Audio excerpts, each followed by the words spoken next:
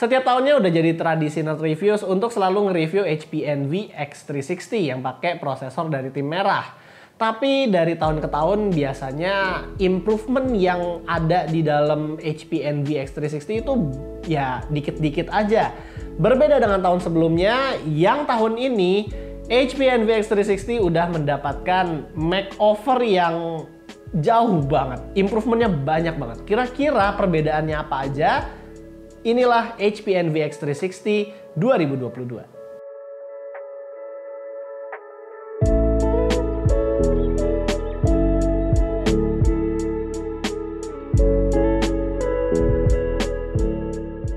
HP Envy X360 yang tahun ini muncul mengalami perubahan yang cukup kerasa. Dari bagian desain, Envy X360 2022 itu punya sudut-sudut yang lebih bulat dibanding yang sebelumnya. Kalau yang tahun lalu kebanyakan desainnya yaitu kotak dan sudutnya tajam-tajam, yang ini lebih curvy dan lebih smooth aja gitu. Untuk pilihan warna, sayangnya warna yang tahun lalu yang dimana itu adalah campuran antara dark brown dan dark grey itu udah nggak ada, jadi hanya ada pilihan warna silver untuk saat ini di Indonesia. Build quality laptop ini seperti yang tahun lalu sangat solid karena seluruh surface-nya terbuat dari metal dan juga kerasa kalau metal yang digunakan bukanlah sheet metal yang murah-murah tapi ya bener-bener metal yang solid. Bagian ujung tempat kita membuka laptop sekarang itu ada semacam tempat untuk menaruh jari, jadi buat buka laptopnya sekarang lebih mudah walaupun saat membuka layar bagian bodinya ini masih suka ngangkat sedikit. Monitornya sekarang berukuran 16:10 dan masih beresolusi Full HD IPS dengan color gamut yang tajam dan brightness yang lumayan tinggi. Kalau kalian melihat bezel yang atas ini sekarang jadi lebih tebal, itu dikarenakan webcam laptop ini sama dengan HP Spectre X360 punya, yaitu kamera 5 megapiksel dengan infrared sensor. Jadi untuk Windows Hello-nya di sini dia hanya menggunakan face detector bukan fingerprint lagi. Jadi keinget Envy X360 yang pertama kita pegang di 2018. Layout keyboardnya di sini nggak diubah terlalu banyak, hanya aja bagian page up, page down, home, dan N yang biasanya berderet di sebelah kanan itu sekarang udah nggak ada, digantikan dengan arrow pad yang multifungsi. Jujur buat gue yang udah terbiasa dengan page up, page down di sebelah kanan, itu harus pembiasaan lagi sih. Di pojok kanan atas ada tombol emoji yang kalau Windows itu sebenarnya adalah Windows plus titik. Jadi buat kalian yang suka naruh emoji saat chatting ini mungkin bakal berguna banget. Touchpadnya sesuai dengan gaya tahun 2022 sekarang udah diperbesar dan juga terbuat dari glass. Jadi surfingnya juga enak tanpa meninggalkan bekas minyak seperti bahan sebelumnya. Untuk konektivitas port, di sebelah kanan ada USB 3.2 Gen 2 Type A dan 2 USB Type-C Thunderbolt 4, sementara di sebelah kiri ada audio combo jack, 1 SD card, dan 1 USB 3.2 Gen 2 Type A lagi. Keren nih, portnya tetap banyak dan USB-C-nya juga ada 2. Buat kalian yang butuh, HP juga ngasih dongle baru di pembelian yang isinya ada HDMI port dan tambahan beberapa USB A dan C.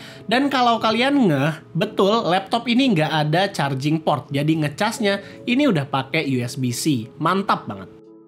Masuk ke spesifikasi, HP Envy X360 tahun ini berpindah dulu dari tim merah ke tim biru. CPU-nya menggunakan Core i7 1250U dan RAM-nya itu masih 16GB DDR4 3200. Dan juga udah ada sertifikat Intel Evo di laptop ini, jadi fitur-fiturnya udah oke lah.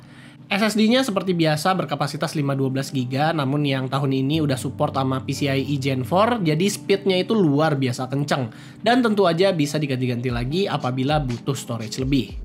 Melihat angka benchmark, karena CPU-nya ini 1250U, yaitu satu level di bawah CPU-nya Spectre, maka di performa juga ada sedikit perbedaan, yang sebenarnya kalau menurut gua, apabila kalian juga pemakaiannya hanya di multimedia aja, sebenarnya sih nggak akan terlalu kerasa-kerasa banget.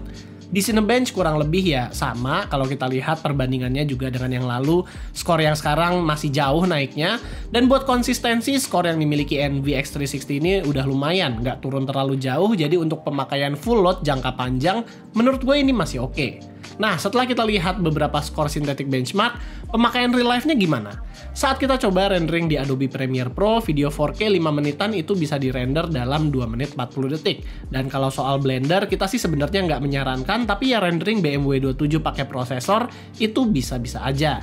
Kalau soal gaming, seperti halnya Spectre, laptop ini bisa-bisa aja main game ringan seperti Dota 2 atau Evil Genius 2 di frame rate yang standar, asalkan mainnya juga nggak terlalu mentok kanan. Buat kalian yang butuh, ini adalah skor 3D Mark V Strike dan Time Spy-nya. Di tahun ini, NVX 360 masih menggunakan satu fan dan satu heat pipe buat pendinginan prosesornya, tapi sekarang fan blade-nya itu lebih padat ketimbang yang dulu, di mana HP klaim fan blade yang sekarang lebih bisa efektif mendinginkan dan juga dengan suara yang lebih ramah. Namun saat kita stress test, ya suhu prosesornya masih mencapai 95 derajat Celcius, walaupun keyboardnya itu adem banget, hanya mencapai 38 derajat di maksimum atau full load-nya si laptop ini.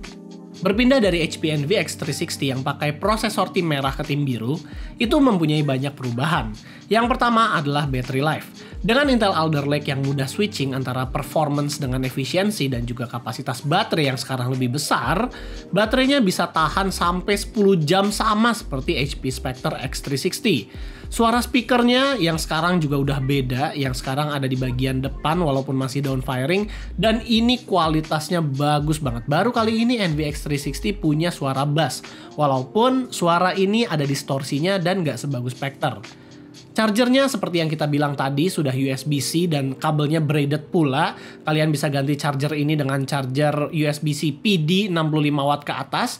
Jadi ya untuk charger ini udah mantap lah. Pen yang diberikan HP masih sama dengan yang sebelumnya, hanya aja yang ini warnanya silver mengikuti warna laptop dan bisa menempel di laptopnya secara magnetik. Pengalaman ngetiknya sebenarnya masih sama dengan yang sebelumnya. Ini masih enak untuk diketik dan juga punya travel yang cukup dalam untuk sebuah ultrabook. Namun untuk yang kali ini kita masih belum terlalu biasa dengan layoutnya, karena layoutnya ini cukup berbeda dengan yang sebelumnya.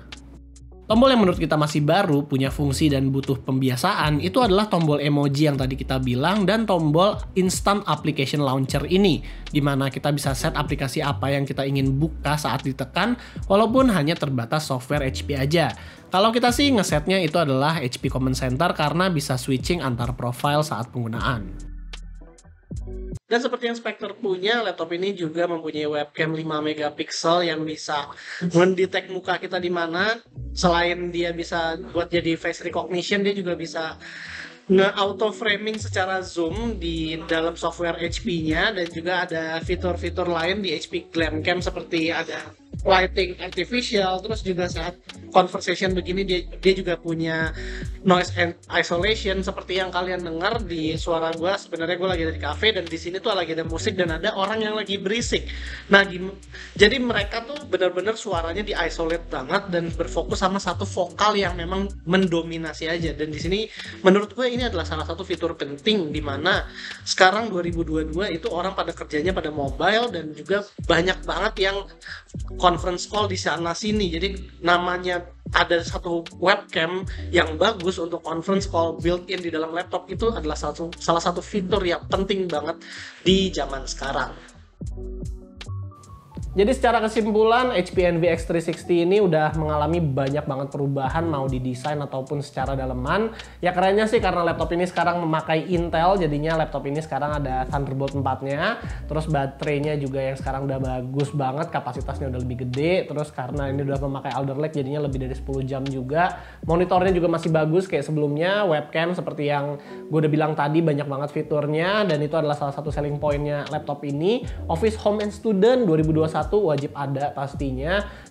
Terus speakernya juga jauh, yang kali ini lebih bagus ketimbang yang dulu. Dan chargingnya USB-C, itu yang paling penting. Karena charging USB-C ini berarti kita bisa ganti chargernya sama yang third party. Itu bagus banget sih. Ya improvement yang diberikan di tahun ini banyak banget lah. Ya jadi ini laptop udah bagus banget lah. Menurut gue ini udah mirip banget sama Spectre, yang dimana kita jadi bingung Spectre sama Envy sekarang perbedaannya dikit banget ya, bikin orang jadi ngelihat Envy itu lebih menggoda gitu karena lebih murah. Jadi itu aja sih paling pendapat kita soal HP NVX 360 tahun 2022. Kalau kalian suka dengan videonya, jangan lupa untuk kasih kita like, share, dan subscribe. Dan di sini gue Rizky, always stay safe and stay healthy.